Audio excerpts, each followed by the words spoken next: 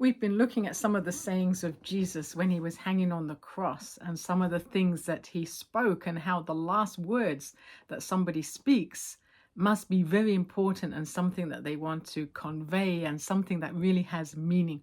So today I want us to look in Matthew chapter 27 from verse 45.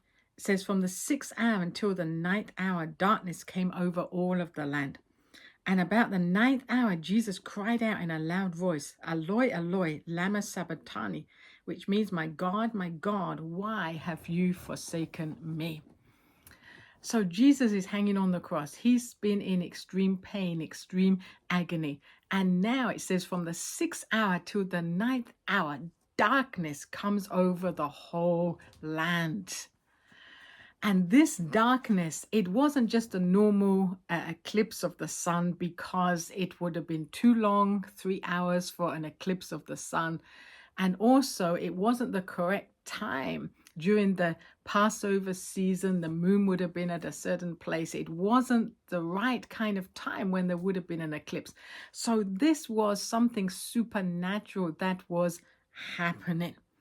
It would have been almost like an oppressive darkness. It would have been a fear darkness. It would have been a silent darkness. And the people that were standing there, they would have begun to think, what is this? Maybe this man that has been crucified, maybe he really is who he was claiming to be. Maybe he really was the Son of God. And maybe this really is judgment that is coming because of this man.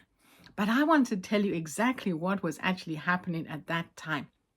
As Jesus cried out, my God, why have you forsaken me?" It was because he was carrying the sin of the whole world upon himself.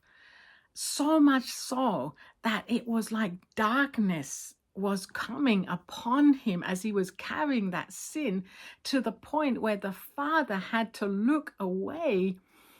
And Jesus cries, my God, why have you forsaken me?"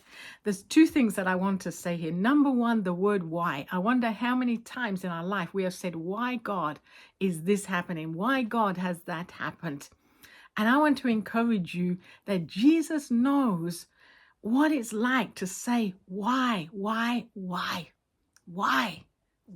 have you forsaken me?